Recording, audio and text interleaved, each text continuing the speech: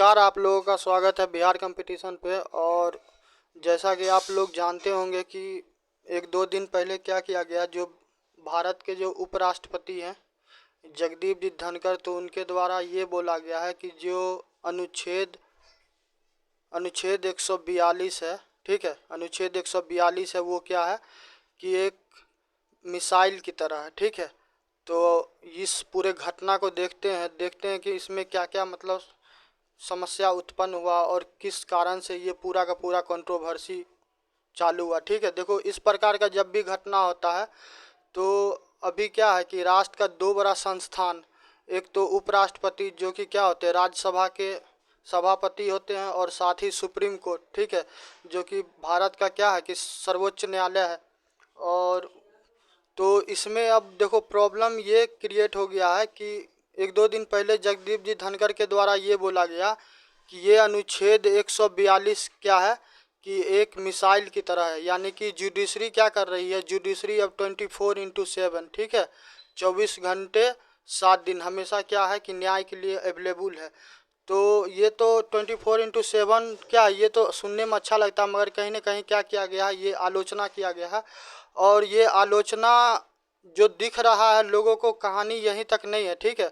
ना तो सिर्फ इसमें राष्ट्रपति तक बात सीमित है, ठीक है, प्रेसिडेंट तक सीमित है, ना ही सुप्रीम कोर्ट के चीफ जस्टिस ऑफ इंडिया जो हैं, भारत के मुख्य न्यायाधीश, वहाँ तक सीमित है, या फिर क्या है कि जो राष्ट्रपति के लिए द्वारा राष्ट्रपति के हेल्प के लिए क्या किया जाता है, जो कैबिनेट बनाया गया है, समस्या वहाँ तक भी नहीं, पूरा का पूरा तुमको समस्या इसको यदि गौर से देखेगा तो अभी जैसे कि वर्तमान में एक दो सिनेरियो हम तुमको दे रहे हैं।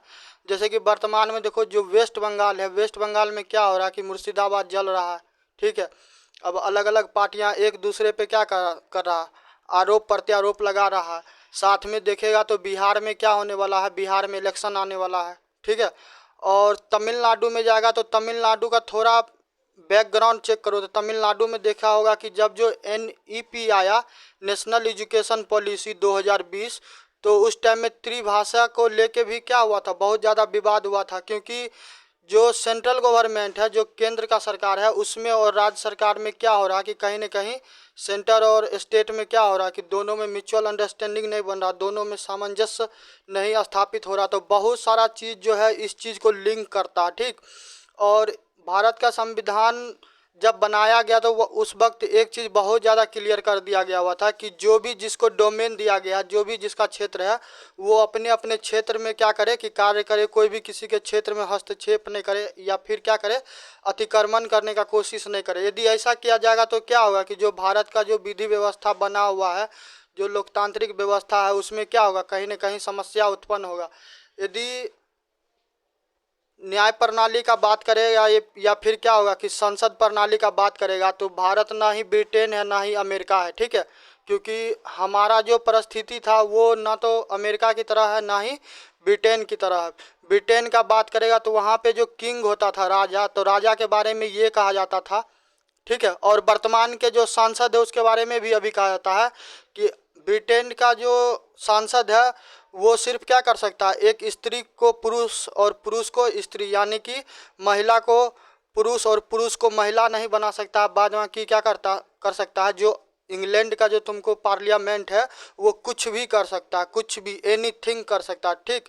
सिर्फ उसमें इतना मतलब क्या शक्ति नहीं है, या फिर उतना उसमें वो पावर नहीं है कि क्या कर सके, एक मेल को फीमेल बना सके या फिर एक फीमेल को मेल बना सके। इसका तात्पर्य ये हो गया कि जो इंग्लैंड का जो तुमको सांसद है वो बहुत ज़्यादा मतलब हाईली क्या पावरफुल है। वो उसी तरीक़ा से जब अमेरिका का बात करेगा तो अमेरिका का जो क्या होता है कि वहाँ का जो न्यायिक प्रणाली है, वहाँ का जो सुप्रीम कोर्ट है, ठीक है, वो इतना ज़्यादा शक्तिशाली है, इतना ज़्यादा शक्तिशाली है कि उसके आगे क्या होता है, जो एग्जीक्यूटिव होता है कार्यपालिका, और साथ में लेजिस्लेटिव यानी कि विधायिका, वो भी क्या होता है, नतमस्तक हो जाता है। लेकिन भारत के साथ वैसा कुछ नहीं।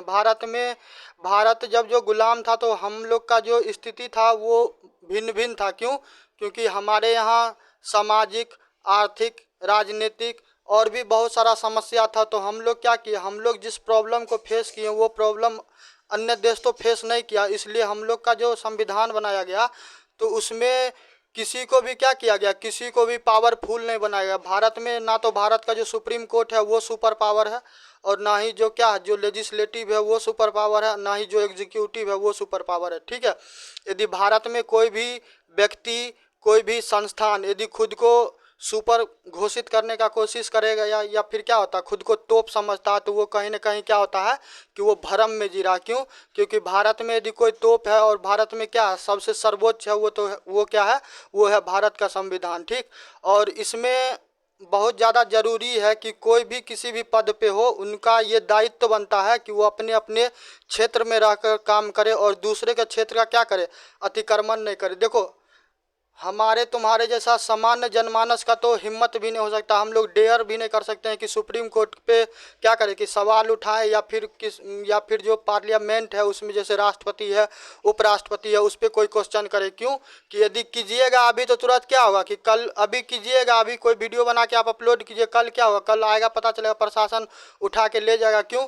क्योंकि इससे ये होगा कि आप क्या कर रहे हैं, कंटेम्प्ट ऑफ कोर्ट कर रहे हैं, आप कोर्ट का अवमानना कर रहे हैं, या फिर संसद का क्या कर रहे हैं, सम्मान का क्या कर रहे हैं, उसमें ठेस पहुंचा रहे हैं।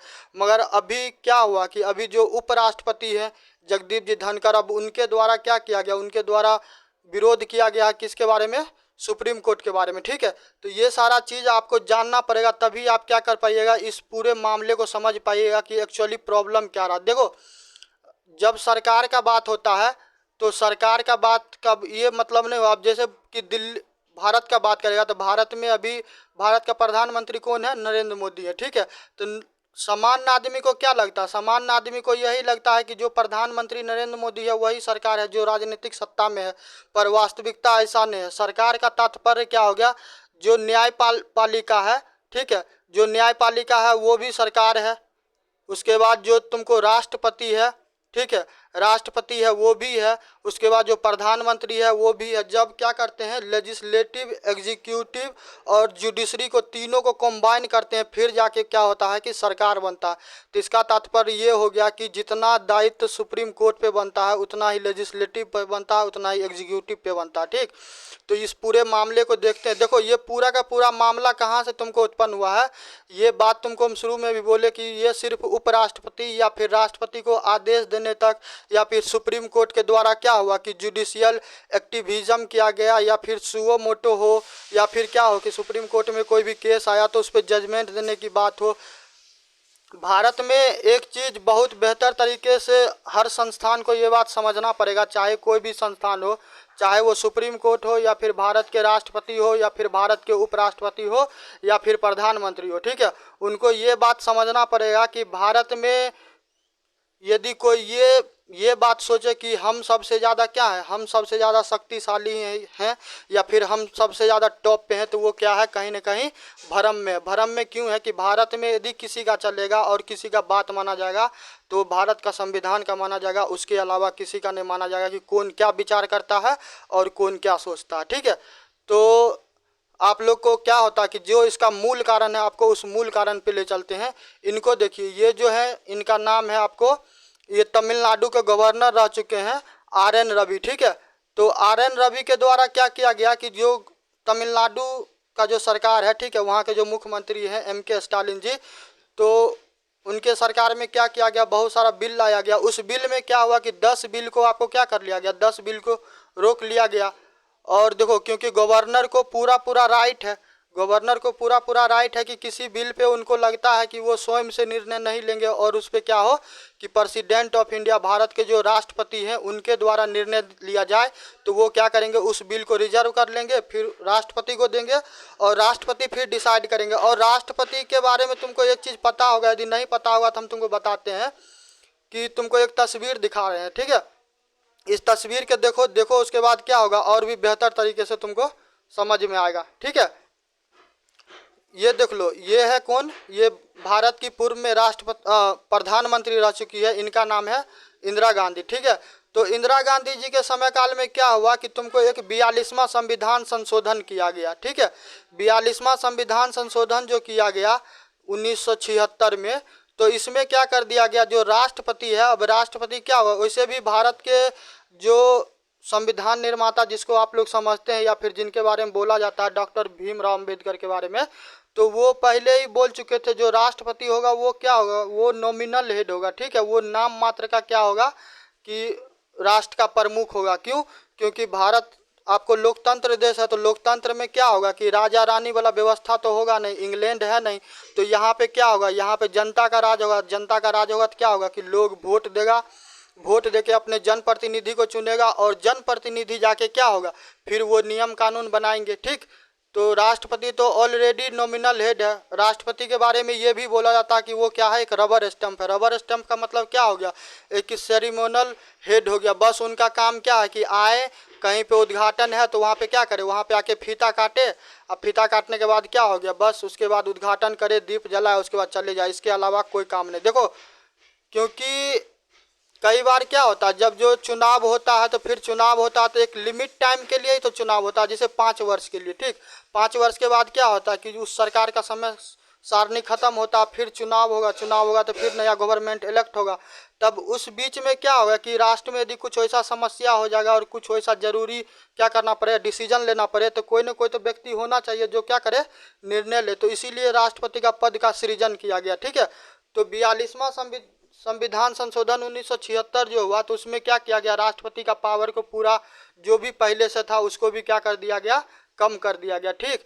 तो पूरा का पूरा समस्या तुमको 42वां संविधान संशोधन 1976 से चालू होता है, क्योंकि उस टाइम में इंदिरा गांधी के द्वारा ये कानून लाया गया कि अब राष्ट्रपति को क्या करना पड़ेगा, जो मंत्रिमंडल होगा, ठीक है, तो मंत्रिमंडल का अब क्या करना पड़ेगा, उसको बात मानना पड़ेगा। एक तो ऑलरेडी राष्ट्रपति के पास कुछ उस प्रकार का शक्ति नहीं था, और अब क्या कर दिया गया, और अब और उनको शक्ति विहीन कर दिया गया, ठीक है।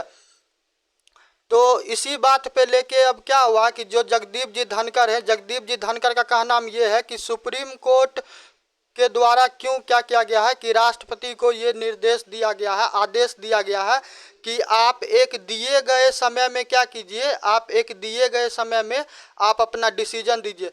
देखो, इसमें संवैधानिक पेच फंसता है। संवैधानिक पेच इसलिए फंसता है कि जो नॉर्मल आदमी है, जो हमारे तुम्हारे जैसे सामान्य व्यक्ति है, अब वो क्या करेगा, एक तरफ तो सुप्रीम कोर्ट को तुमको अनुच्छेद 145 के तहत शक्ति है कि कोई भी मैटर वैसा आएगा जो विशेष होगा तो उस पर क्या किया जाएगा, उनके द्वारा निर्णय दिया जाएगा। दूसरी तरफ तुम अनुच्छेद 201 देखेगा तो 201 में देखेगा कि क्या, राष्ट्रपति को जो निर्णय लेने का अधिकार है उसके लिए अब कोई टाइमलाइन सीमित फिट नहीं है। तो जब कोई टाइमलाइन डिसाइड नहीं किया गया तो फिर सवाल उठता है कि सुप्रीम कोर्ट के द्वारा फिर इस प्रकार का आदेश क्यों दिया गया, ठीक है। तो पूरा का पूरा मामला तुमको यहाँ फंसता है, और बात तुमको सिर्फ तमिलनाडु तक नहीं है, ठीक है। ये चीज़ जितना आसान दिख रहा है ना, कि लोगों को जो दिख रहा है कि सिर्फ उपराष्ट्रपति क्या किए हैं, सुप्रीम कोर्ट के बारे में टिप्पणी की है, तो बात यहीं तक नहीं है। दिल्ली में 2-3 महीना पहले क्या हुआ कि दिल्ली में 2-3 महीने पहले क्या हुआ कि एक व्यक्ति है जिनका नाम है यशवंत सिन्हा, ठीक है। तो यशवंत सिन्हा का हम तुमको तस्वीर दिखाते हैं। तो यशवंत सिन्हा जज हैं, ठीक है। तो उसके घर में क्या हुआ कि उसके घर में लग गया आग। आग लगा तो अब स्वाभाविक है, आग लगा तो घर में क्या हुआ कि बहुत सारा सामान उमान का नुकसान हो गया, क्षति हो गया। तो एक रूम जो था, तो एक रूम में क्या हुआ कि बहुत सारा कैश रखा हुआ था। अब बहुत सारा कैश रखा हुआ था तो वो क्या हो गया, पैसा वैसा भी जल गया। तो पैसा जल गया तो अब क्या हुआ कि मीडिया में तुमको पूरा का पूरा बवाल होने लगा। तो मीडिया में पूरा का पूरा बवाल होने लगा। तो फिर अब पूछा गया कि आखिर ये पैसा है तो है किसका, ठीक है। क्योंकि एक जज है और जज के घर में उतना सारा पैसा मिला है, तो पैसा मिला है तो अब तो दो ही कंडीशन उत्पन्न होता है। एक कंडीशन उत्पन्न ये होता है कि या तो वो जज था, उस जज का पूरा पैसा होगा, या तो फिर वो पैसा क्या होगा, पैसा जेन्युइन होगा, या फिर घूस का होगा, ठीक है। और दूसरा कंडीशन क्या उत्पन्न होता है, दूसरा कंडीशन ये उत्पन्न होता है कि उस जज को फंसाने के लिए क्या किया गया, उस जज को फंसाने के लिए कोई ना कोई पैसा रख दिया होगा। तब देखो, जज को फंसाने के लिए पैसा रखा गया या फिर क्या करा, जज का अपना पैसा है, इस मामले पे अभी तो टिप्पणी नहीं किया जा सकता। क्यों? क्योंकि आपको जो सुप्रीम कोर्ट के द्वारा क्या किया गया है, एक 3 जज का क्या किया गया है, एक समिति नियुक्त किया गया है और उसके द्वारा जांच किया जा रहा है, ठीक है। अब जांच होगा तो उसमें पूरा का पूरा मामला तुमको निकल के आएगा कि पैसा आखिरकार किसका है। अब जो हम तुमको अभी बोले हैं कि 3 जज के द्वारा क्या किया जा रहा है, जांच कर दिया जा रहा है, तो यहाँ पे भी मामला फंसता है। यहाँ पे मामला क्या फंसता है कि जब तुम संविधान का अनुच्छेद 145 सब क्लॉज 3 देखेगा, 145 सब क्लॉज 3। तो 145 सब क्लॉज 3 में क्या कहा गया है कि इसमें कहा गया कि जब भी कोई भी संवैधानिक प्रश्न उठेगा तो कम से कम बेंच में कितना व्यक्ति हो, बेंच में कम से कम 5 व्यक्ति हो, ठीक है। जबकि क्या किया गया है, 3 व्यक्ति का बेंच बनाया गया, कमेटी बना गया। तो एक सवाल यहाँ पे हो गया। दूसरा, सुप्रीम कोर्ट के द्वारा क्या किया गया कि प्रेसिडेंट के बारे में ये कहा गया कि आप एक दिए गए समय में निर्णय दीजिए।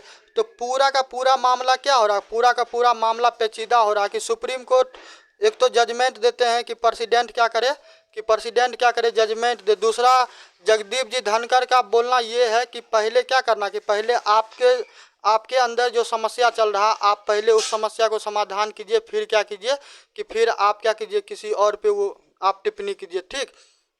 अब आते हैं तुमको, यशवंत जी का बात बता दिए, अब आते हैं तुमको तमिलनाडु में। तमिलनाडु में देखो 10 गो बिल आया था और 10 गो बिल में तुम देखेगा तो 10 बिल में क्या किया जा रहा है, 10 बिल में ये किया जा रहा है कि 10 का 10 बिल में तुम एक चीज़ कॉमन तुमको मिलेगा। और वो कॉमन क्या मिलेगा, यूनिवर्सिटी। क्या मिलेगा, देखो पहला है Tamil Nadu veterinary and animal science university amendment, एक यहाँ पे यूनिवर्सिटी है। दूसरा में आएगा तो दूसरा में भी क्या है, तमिलनाडु फिशरी यूनिवर्सिटी। तुम देखते जाना सारे के सारे में यूनिवर्सिटी ही आ रहा। और इस यूनिवर्सिटी का क्या चक्कर है वो भी हम तुमको क्लियर करते हैं। फिर नेक्स्ट आ रहा है क्या, मद्रास यूनिवर्सिटी, 3 गो हो गया। उसके बाद फिर चौथा देखो तो चौथा में क्या, तमिलनाडु एग्रीकल्चर यूनिवर्सिटी। तो हर चीज़ में तुम एक चीज़ कॉमन पा रहा होगा कि सारा का सारा बिल में एक चीज़ कॉमन है, वो यूनिवर्सिटी है। पांचवा वाला भी देखेगा तो Tamil Nadu doctor Ambedkar law university, ठीक है। सारे के सारे जितना भी बिल है ना, तो सब में क्या हुआ कि यूनिवर्सिटी वाला ही है। तो उसी में पूरा का पूरा पेच फंसा हुआ है। तब लोगों को दिमाग में ये सवाल उठ रहा होगा कि यूनिवर्सिटी के पीछे क्या हो, कि यूनिवर्सिटी के पीछे काहे हाथ धो के पड़ा हुआ। तब यूनिवर्सिटी का बात करेगा तो यूनिवर्सिटी के बात करने से पूर्व में तुमको हम एक चीज़ बताते हैं कि यदि मान के चलो कि कोई भी हो, तुम हो, हम हैं, कोई भी हो, जिसके पास भी योग्यता है, यदि मान के चलो कि क्या करना कि सुप्रीम कोर्ट का यदि तुमको मुख्य न्यायाधीश बनना, तो इसके लिए क्या होगा कि आपके पास LLB का कोर्स होना चाहिए, ठीक है। साथ में क्या होगा कि जो हाई कोर्ट है या फिर सुप्रीम कोर्ट है उसमें आप प्रैक्टिस कीजिए होगा, जो टाइम लाइन है यो योग्यता है, ठीक है। उसके अलावा क्या होगा कि जब जो पैनल डिसाइड होगा उसमें जो नाम दिया जाएगा, तो उस नाम में क्या होता है, जो सबसे ज़्यादा वरिष्ठ होगा उस पूरे पैनल में, उस मान के चलो कि 10 व्यक्ति का नाम दिया गया, ठीक है। तो इस 10 व्यक्ति में क्या होगा, जो सबसे ज़्यादा वरिष्ठ व्यक्ति होगा, जो सबसे उम्रदराज होगा, तो उस व्यक्ति का नाम तुमको दिया जाएगा कि ये व्यक्ति क्या होगा, ये व्यक्ति भारत का मुख्य न्यायाधीश बनेगा, ठीक है। तो ऐसा कहीं भारत के संविधान में तो लिखा हुआ नहीं है। पूरे भारत का संविधान को खंगालेगा तो कहीं पर भी तुमको नहीं मिलेगा कि जो सबसे ज़्यादा वरिष्ठ होगा वही व्यक्ति क्या बनेगा, भारत का मुख्य न्यायाधीश। जब आप इस परंपरा को मान रहे हैं तो फिर अब आते हैं हम गवर्नर पे। सामान्यतः व्यवस्था क्या बना हुआ, परंपरा क्या बना हुआ है, जो भी व्यक्ति जो यूनिवर्सिटी होगा तो यूनिवर्सिटी का चांसलर कौन होगा, यूनिवर्सिटी का चांसलर होगा कौन, गवर्नर। तो ऐसा भी कोई रूल और रेगुलेशन नहीं है भारत के संविधान में, कहीं पे भी ऐसा चीज़ लिखा हुआ नहीं है। ना तो ये लिखा हुआ कि भारत जो सबसे वरिष्ठ व्यक्ति होगा वो भारत के मुख्य न्यायाधीश बनेंगे, और ना ही ये बात लिखा हुआ है कि क्या कि जो गवर्नर होगा राज्य का वो क्या करेगा कि यूनिवर्सिटी का चांसलर बनेगा, ठीक। मगर इस परंपरा को क्या किया जा रहा है, पालन किया जा रहा है, ठीक है। तो जब एक जगह पे किसी परंपरा को पालन किया जा रहा था आप उसको उचित ठहरा रहे हैं, दूसरा जगह वो उसी प्रकार का क्या किया जा रहा, परंपरा को पालन किया जा रहा है, तब वहाँ पे सवाल खड़ा हो रहा है। तो स्वाभाविक है ऐसे सिचुएशन में आपको विवाद तो खड़ा होगा, क्योंकि क्या हो, जब आप फंडामेंटल राइट का बात करोगे तो फंडामेंटल राइट में आपको अनुच्छेद 14 है, ठीक है। तो अनुच्छेद 14 में साफ साफ कहा गया है कि कानून के समक्ष क्या होगा, कानून के समक्ष सबका सब क्या होगा, बराबर होगा। चाहे वो राष्ट्रपति होगा, प्रधानमंत्री होगा, एक झाड़ू मारने वाला होगा, एक व्यापारी होगा, या फिर एक बिजनेसमैन होगा, एक विद्यार्थी होगा, सबका सब क्या होगा कि बराबर होगा। लेकिन जब भी आप क्या कीजिएगा, अब आप जब भी इसमें आप डिस्क्रिमिनेशन कीजिएगा, क्या कहता अनुच्छेद 14 में तो बोला गया कि सबका सब बराबर होगा। अब एक व्यक्ति के लिए, एक संस्थान के लिए क्या होता कि वो नियम फेवर करता और दूसरे के लिए वो नियम फेवर नहीं करता, तो स्वाभाविक है वहाँ पे समस्या उत्पन्न होगा ही, समझ गए। तो पूरा का पूरा मामला यही है। देखो गवर्नर किसी भी राज्य का होगा, चाहे किसी भी राज्य का हो, यूपी का हो, तमिलनाडु का हो, तो सामान्यतः व्यवस्था क्या है कि जो गवर्नर होगा उसको क्या किया जाएगा, यूनिवर्सिटी का चांसलर बनाया जाएगा। अब तमिलनाडु सरकार के द्वारा क्या किया गया, जो भी बिल लाया उसमें क्या बोला गया कि जो गवर्नर होगा ना, वो क्या होगा कि गवर्नर जो होगा अब उसको क्या करना है कि उसका कैसे नियुक्ति होगा, या फिर गवर्नर यूनिवर्सिटी का चांसलर होगा कि नहीं होगा, इसको कौन डिसाइड करेगा, इसको डिसाइड करेगा स्टेट। तो पूरा का पूरा पेच तुमको यहाँ पे फंस जा रहा है। अब तुमको हम संवैधानिक क्या करेंगे, संवैधानिक तुमको हम वो भी अनुच्छेद भी दिखाते हैं, ताकि और भी क्लियर हो जाएगा कि जिसको जिसको क्या किया गया, जिसको जो राइट दिया गया, तो आप अपना अपना राइट का एक्सरसाइज कीजिए। दूसरे के क्षेत्र में क्या कीजिए, दूसरे के क्षेत्र में अतिक्रमण करने का कोशिश, या फिर दूसरे के क्षेत्र में घुसने का कोशिश कीजिएगा तो स्वाभाविक है वहाँ पे कंट्रोवर्सी पैदा होगा। ठीक है, अब चलो तुमको हम एक एक अनुच्छेद दिखाते हैं कि उस अनुच्छेद में क्या बोला जाता है, जिस जिस अनुच्छेद का हम क्या किए हैं, नाम लिए। ठीक है, पहला देखो कि गवर्नर के द्वारा क्या किया जाता है, गवर्नर के द्वारा तुमको बिल को रिजर्व किया जाता है, और ये अनुच्छेद 200 में है। ठीक है, देखो ये संवैधानिक संकट उत्पन्न ही हो गया। क्यों? क्योंकि ये इतिहास में पहली बार ऐसा हुआ है कि इतिहास में पहली बार ऐसा हुआ कि क्या, देखो भारत के उपराष्ट्रपति हैं, वो बहुत बड़े क्या उच्च पद पे। ठीक है, ऊपर से तुमको वो क्या है कि राज्यसभा के सभापति है। जब क्या होता है कि उपराष्ट्रपति के द्वारा, या फिर प्रधानमंत्री के द्वारा, या फिर राष्ट्रपति के द्वारा कोई भी जजमेंट, कोई भी स्टेटमेंट दिया जाता है, तो समझता है राष्ट्र का जितना भी सामान्य जनमानस है क्या होता है, उस पे इस चीज़ का कहीं ना कहीं क्या होता है, उस पर प्रभाव पड़ता है। जब एक बड़ा संस्थान पे इतने बड़े पद पे बैठे हुए व्यक्ति जब इस बात प्रकार का टिप्पणी करते हैं, तो क्या होगा कि नॉर्मल व्यक्ति तो अब उस पर बातचीत तो करेगा ही, और पूरा मीडिया में देखेगा कि अभी पूरा का पूरा माहौल गर्म है। ठीक है, तो क्या किया गया कि गवर्नर के द्वारा बिल रिजर्व किया गया। उसके बाद वो बिल किसके लिए रिजर्व किया, प्रेसिडेंट ऑफ इंडिया के लिए। अब प्रेसिडेंट ऑफ इंडिया के पास देखो क्या राइट है, अनुच्छेद 201 में देखेगा तो उसके पास अधिकार ये है कि वो बिल पे या तो कंसेंट दे या फिर क्या करे, बिल पे वो बिल को रोक ले, या फिर बिल को क्या करे, वापस कर दे। लेकिन इसमें एक कैच है। कैच क्या है कि कैच ये है कि उसमें नो टाइम लिमिट प्रिस्क्राइब है। समझ गया, पूरा का पूरा मामला ये फंस रहा है कि जब कोई टाइम लिमिटेशन दिया नहीं गया है, जब कोई टाइम लिमिटेशन दिया नहीं गया, तो फिर सुप्रीम कोर्ट के द्वारा जो बोला गया है कि एक दिए गए समय में क्या किया जाएगा कि राष्ट्रपति के द्वारा निर्णय दिया जाएगा कि वो हाँ बोले, ना बोले, या फिर क्या करे, बिल को वापस कर दे। तो पूरा का पूरा क्या हो रहा कि अब यहाँ पे समस्या हो जा रहा। एक तरफ तो क्या हो रहा, एक तरफ तो आप टाइमलाइन क्या हुआ कि संविधान में कहीं पे टाइमलाइन नहीं दिया गया है। दूसरा बात, सुप्रीम कोर्ट के बारे में ये बोला जाता है कि संविधान का उनके द्वारा क्या किया जाता है, व्याख्या किया जाता है। अब जब भी कोई भी चीज़ इतर होता है, जब संविधान से परे या उससे बाहर होके क्या किया जाता है, उसको एक्सप्लेन किया जाता है, तो उस चीज़ को एक्सेप्ट करने में भी क्या होता है कि बहुत ज़्यादा समस्या होता है। समस्या इसलिए होता है कि अब क्या होगा, अब क्षेत्राधिकार को लेके कहीं ना कहीं विवाद उत्पन्न होगा।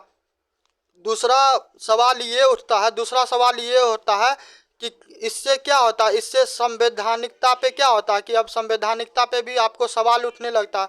दूसरा बात ये कि क्या प्रेसिडेंट के द्वारा यदि क्या किया जाता है, लेट किया जाता है, देर किया जाता है, तो आप क्या सुप्रीम कोर्ट में इस चीज़ को चैलेंज कर सकते हैं। ठीक है, तो फिर क्या हुआ कि फिर मामला तुमको सुप्रीम कोर्ट में गया, तो सुप्रीम कोर्ट में गया तो फिर सुप्रीम कोर्ट के पास देखो, सुप्रीम कोर्ट के पास एक अनुच्छेद है। ठीक है, अनुच्छेद क्या है, अनुच्छेद 145 सब क्लॉज 3। ठीक है, तो उसमें क्या बोला गया, उसमें ये बोला गया कि जो कॉन्स्टिट्यूशनल बेंच होगा उसमें कम से कम 5 मेंबर होगा। तब 5 मेंबर वाला मामला तुमको कहाँ पे फंस गया, 5 मेंबर वाला मामला फंस गया तुमको दिल्ली में। दिल्ली में क्यों, दिल्ली में बताएं, दिल्ली में जो जज साहब थे उनके घर में आग लगा और पूरा क्या हुआ कि नोट वगैरह जला हुआ पाया गया, तो पूरा का पूरा मामला अब वहाँ पे फंस गया। साथ में ये भी कहा जा रहा है कि जो दिल्ली के जज थे यशवंत वर्मा, तो उन पे क्या हुआ कि बहुत दिन तक क्या कहा जा रहा है, ऐसा मतलब अफवाह फैल रहा है कि उस पर बहुत दिन तक क्या किया गया, FIR भी दर्ज नहीं किया गया। तो एक तरह से इंडिपेंडेंस के नाम पे अब ऐसा भी नहीं होगा कि इंडिपेंडेंस के नाम पे कोई चाहेगा कि हम लॉ से एस्केप कर ले तो ये चीज़ नहीं होगा, ठीक है। कानून व्यवस्था ऐसा नहीं है कि कोई किसी पद पे है तब वो क्या हो गया कि बहुत ज़्यादा विशेष हो गया, अब उस पर कोई रूल रेगुलेशन लगेगा ही नहीं। राष्ट्रपति भी है, राष्ट्रपति को भी मान चलो कि क्या करना पड़े कि राष्ट्रपति को भी आपको यदि अरेस्ट करना है, उन पे महाभियोग लगाना है, उनको पद से हटाना है, तो उसके लिए भी व्यवस्था किया गया। अब ऐसा भी व्यवस्था नहीं है कि क्या होगा कि जिसको जो मन में आएगा अब वो करता रहेगा और कोई कहने वाला ही नहीं रहेगा, तो ऐसा कोई व्यवस्था नहीं है, ठीक है। तो ये जो जज साहब वाला मामला हुआ तो इसमें क्या हुआ कि इस कमेटी में 3 जज है। अब बात हो गया है कि वो सिर्फ एक जज या फिर एक व्यक्ति तक नहीं है, क्योंकि उन पे क्या हो रहा कि जो आम जनता है, तो आम जनता का न्यायालय पे विश्वास है कि कहीं पे न्याय नहीं मिलेगा तो कौन है कि हमारा कोर्ट सुनेगा। और जब कोर्ट पे इस प्रकार का सवाल उठेगा कि पैसा वाला मामला आया तो कहीं ना कहीं घूस का मामला आया। अब घूस एक्चुअली में लिए हैं कि नहीं लिए हैं या फिर क्या हुआ कि उनको फंसाया जा रहा, ये तो पूरा का पूरा मामला तभी निकलेगा जब क्या होगा कि उस पर कोई फाइनल जजमेंट आएगा। मगर सामान्य आदमी तो उतना विचार नहीं करता। सामान्य आदमी क्या विचार करता कि कहीं ना कहीं आग लगा है तभी तो क्या हो रहा कि धुआं उठ रहा है, ठीक है। तो इस पूरे मामले को लेके तुमको पूरा विवाद चल रहा। अब राष्ट्रपति के बारे में देख लो कि राष्ट्रपति के बारे में तुमको बताएं कि अनुच्छेद 200 है, 201 है के अनुसार क्या होगा कि राज्यपाल राष्ट्रपति के लिए किसी विधेयक को क्या कर सकते हैं, मंजूरी देंगे, स्वीकार करेंगे या फिर विचार करेंगे या विचार के लिए रोक सकते हैं, ठीक है। और अनुच्छेद 200 में तुमको साफ साफ बोला ही गया है कि राज्यपाल को यदि लगता है तो वो क्या करेंगे, कोई भी बिल को राष्ट्रपति के लिए वो रिजर्व करके रख लेंगे। तो प्रॉब्लम आ जा रहा है यहाँ पे कि अनुच्छेद 201 को देखो, अनुच्छेद 201 को देखो और उसके बाद अनुच्छेद 145, ठीक है। तो यहाँ पे कंट्रोवर्सी उत्पन्न हो जा रहा है। कंट्रोवर्सी इसलिए उत्पन्न हो जा रहा है कि देखो सच्चाई ये भी है कि जो तमिलनाडु के जो गवर्नर थे RN रवि जी, तो उनके द्वारा क्या किया गया, उनके द्वारा लंबे समय तक क्या किया गया है कि लंबे समय तक क्या किया गया कि बिल को रोक के रखा गया। अब उस बिल में तुमको बताए हैं कि उस बिल में क्या है कि उस बिल में ये व्यवस्था किया जा रहा है कि सारा का सारा यूनिवर्सिटी है, यूनिवर्सिटी वाला बिल है। और उस यूनिवर्सिटी के बिल में तुम 2 चीज़ कॉमन पाएगा। एक कॉमन ये पाएगा कि गवर्नर के पावर को डाउन करने की कोशिश किया जा रहा है, ठीक है, गवर्नर के शक्ति को कम करने की कोशिश किया जा रहा।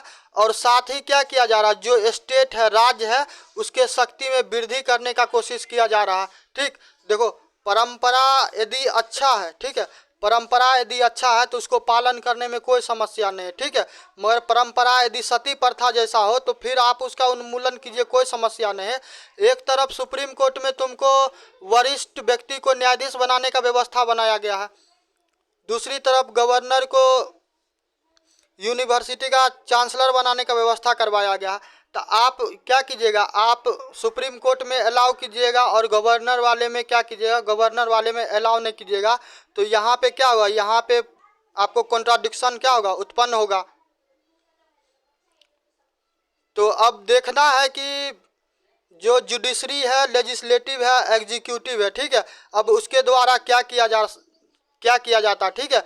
जैसे कि ये देखो पेपर का कटिंग है कि what are the 10 bills of Tamil Nadu withheld by governor RN Ravi, ठीक है, and now consider assent to after the Supreme Court verdict. तो इस प्रकार का तुम देखेगा तो पूरा एकदम जितना पेपर ऊपर न्यूज मीडिया यूट्यूब चैनल पे सब पे अभी तुमको मुर्शिदाबाद से ज़्यादा फेमस ज़्यादा अभी ये टॉपिक हाईलाइट हो गया, ठीक है। तो अब तुम लोग का काम ये बनता है कि इसमें 3-4 चीज़ है जिसको पढ़ना अब क्या हो गया, बहुत ज़्यादा ज़रूरी हो गया, जो कि क्या होगा कि आपके एग्ज़ाम के लिए क्या होगा, इम्पोर्टेंट होगा, ठीक है। पहला तो आपको गवर्नर के बारे में पढ़ना पड़ेगा, गवर्नर का नियुक्ति कैसे होता है, गवर्नर का शक्ति क्या होता है और उसका कार्य क्षेत्र क्या होता है। दूसरा आपको मुख्यमंत्री के बारे में पढ़ना पड़ेगा। तीसरा आपको पढ़ना पड़ेगा प्रेसिडेंट के बारे में, प्रेसिडेंट के बारे में। उसके बाद आप पढ़िएगा चौथा किसके बारे में, वाइस प्रेसिडेंट के बारे में। वाइस प्रेसिडेंट के बाद आपको पढ़ना पड़ेगा सुप्रीम कोर्ट के बारे में, और सुप्रीम कोर्ट के बाद में पढ़ना पड़ेगा आपको हाई कोर्ट। ये चारों चीज़ आपको एक 5-6 चीज़ क्या करना पड़ेगा, एक साथ आपको कंप्लीट करना पड़ेगा। और एक चीज़ ध्यान रखिएगा, ये 4-5-6 टॉपिक जो है ना, इससे आपको कम से कम 8 से 9 सवाल यहाँ से बनेगा, क्योंकि ये मामला भारत के इतिहास में पहली बार ऐसा उत्पन्न हुआ है कि किसी उपराष्ट्रपति के द्वारा क्या हुआ है कि इस प्रकार का टिप्पणी किया गया है, सुप्रीम कोर्ट पे किया गया, ठीक है। और जहाँ तक बात रहा आप लोग के पॉलिटी का, तो पॉलिटी का आज से क्या हुआ कि आज से श्री गणेश हो गया है, ठीक है। तो आज से श्री गणेश हो गया है, तो कल से आपको क्या होगा कि 71वीं बीपीएससी के लिए हम एक एक क्या करेंगे, 71वीं बीपीएससी के लिए क्या करेंगे हम लोग, शुरू से आप लोग को पूरा का पूरा जो 22 भाग है भारतीय संविधान में, हम वो पूरा का पूरा आपको करवाएंगे, ठीक है। तो कल आप लोग को पहला वीडियो किस चीज़ का मिलेगा, कल पहला वीडियो आप लोग को मिलेगा कि भारत का क्या होगा कि जो हिस्ट्रिकल बैकग्राउंड था भारतीय संविधान का, तो उस पर हम वीडियो बना के देंगे, ठीक। देखो इस मामला को पूरा सीरियस लेना, और क्या होगा कि एक एक देखो यहाँ पे देख लो, भारत के प्रधानमंत्री हैं, भारत की राष्ट्रपति है, ये जगदीप जी धनखड़ उपराष्ट्रपति हैं, उसके बाद यहाँ पे भारत के क्या है कि मुख्य न्यायाधीश हैं, और ये पूर्व वाले मुख्य न्यायाधीश हैं, ठीक है।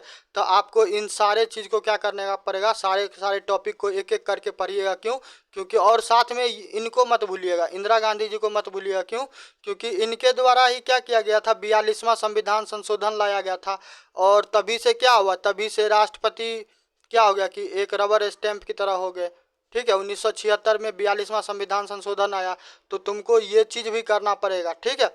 तो ये सारा चीज़ को क्या करना है कि इस सारे चीज़ को इम्पोर्टेंस देना, और इन टॉपिक से सवाल 100% गारंटेड है कि सवाल पूछेगा ही पूछेगा, ठीक है। तो आज के लिए इतना ही, कल मिलेंगे नेक्स्ट वीडियो में। और कल जो एक बच्चा हमको मैसेज किया है वो क्या नाम है इसका कि मेडिवल हिस्ट्री के बारे में, तो तुम लोग क्या हुआ कि जो जिस प्रकार का वो मैसेज किया तो पूरा का पूरा वो गुड़ गोबर कर दिया। हम अरबों का आक्रमण तो पढ़ा ही दिए भाई, अरबों का आक्रमण पढ़ाएं, उसके बाद कल तुर्कों का आक्रमण वाला भी पढ़ा दिए, ठीक है। मगर अब उसका कहना है कि क्या कि अब वो हमको कह रहा, मैसेज किया हुआ था कि मोहम्मद बिन कासिम से लेके फिर से चालू करें, और उसके बाद क्या हो कि मोहम्मद गजनबी या इल्तुतमिश कुतुबुद्दीन ऐबक होते हुए ऐसे करके करवाना है। तब तुम लोग का जैसा आदेश निर्देश होगा तो हम उसी के हिसाब से चलेंगे, ठीक है। और जो एक लड़का शिवम या शुभम करके नाम था, हमको नाम नहीं याद आ रहा, तो उसको हम भाई, तुमको क्या हुआ कि तुम्हारे लिए हम अथी भेज दिए हुए हैं, क्या नाम है, PDF भेज दिए हुए हैं मार्च वाला, ठीक। तो जाके अपना वो क्या नाम है कि ईमेल पे चेक कर लेना, ठीक है। और वीडियो पसंद आएगा तो लाइक करना, सब्सक्राइब करना, ठीक है। और 71वीं बीपीएससी का मन लगा के तैयारी करो, वीडियो ऐसे ही रेगुलर मिलता रहेगा, ठीक है। चलो धन्यवाद।